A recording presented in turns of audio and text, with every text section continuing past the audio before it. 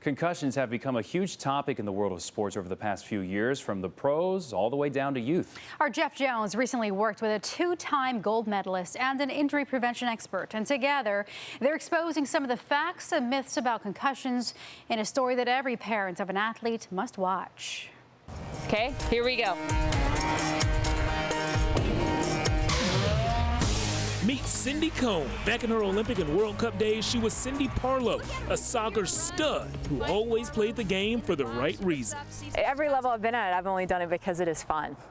So as a youth, in college, professionally, with the national team, the Olympics, the World Cups, I mean, that stuff's fun. 3 national championships, 2 gold medals, and 1 World Cup. Yeah, it's safe to say Cindy has seen some pretty fun times. But the former Tar Heel has also experienced some low points in her career. Injuries are the worst part about sports, and for me, my worst injuries were with concussions, and ultimately decided to retire due to complications with post-concussion syndrome. By definition, a concussion is violent shaking of the brain, and as painful as that sounds, Cindy knows how it feels, and it's a feeling she's had more times than you would imagine. I mean, if I ballparked it, I'd probably say around 100. You heard right, around 100 concussions in her career, and Cindy's not alone. Along with football and hockey, women's soccer has one of the highest rates of concussions in all of sports, and the most dangerous play on the soccer field? Headers, but not for the reason you might think.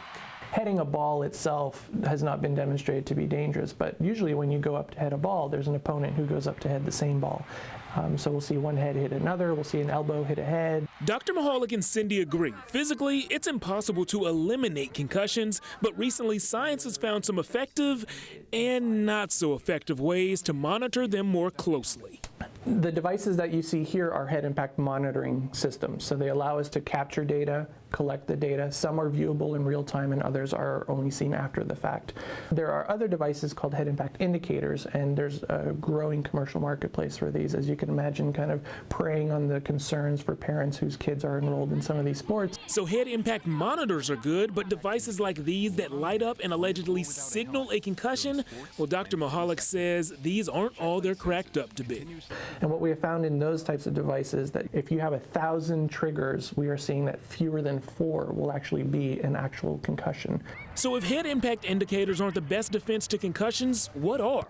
Maybe just some well-thought-out questions. You're going to ask a lot of questions before you drop your kid off at daycare, but how many parents ask those same questions when they drop their kid off at a Pop Warner field and go off and run errands for the afternoon? Who's coaching? What's the training and the qualifications of that coach? What's going to happen if there's an injury? Is there someone there to even recognize and manage an injury? How are all the who's taking care of the equipment? Who's fitting the equipment? These are all things I think parents should ask, and if they're not satisfied with the answer, that's not the organization they should be doing business with. So those are the questions to ask coaches, but what about the question parents are asking themselves right now? Are sports really worth it? Even after 100 or more concussions, Cindy says the answer is yes. It has transformed my life. My best friends and my community come from the sport. I've traveled the world because of the sport, and it taught me so many life lessons. I would not be the person I am today without the sport of soccer.